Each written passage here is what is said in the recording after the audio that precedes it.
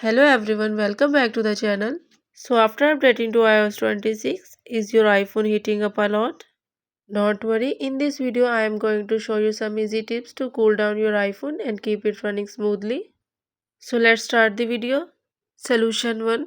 Close unused app and clear background activity. First up, close the app you are not using. Just swipe up from the bottom of your screen and clear out all those open apps. The more apps runs in the background, the harder your iPhone works, which means more heat.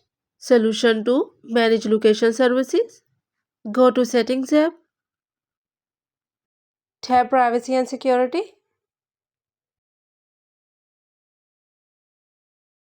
tap Location Services. Change the setting from always to while using the app or just turn it off. Solution 3. Turn off background app refresh. Go to Settings app, tap on General, scroll down and tap on background app refresh. Again tap on background app refresh. Here turn it off completely or switch it to Wi-Fi only. Solution 4. Adjust brightness and auto lock. Go to Settings app, then tap on Accessibility.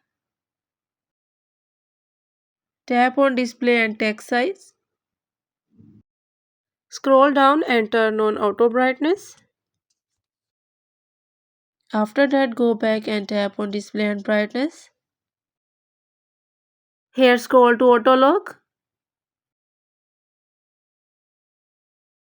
Also set Auto Lock to 30 seconds or 1 minute, so the screen isn't staying on for too long. And that's it.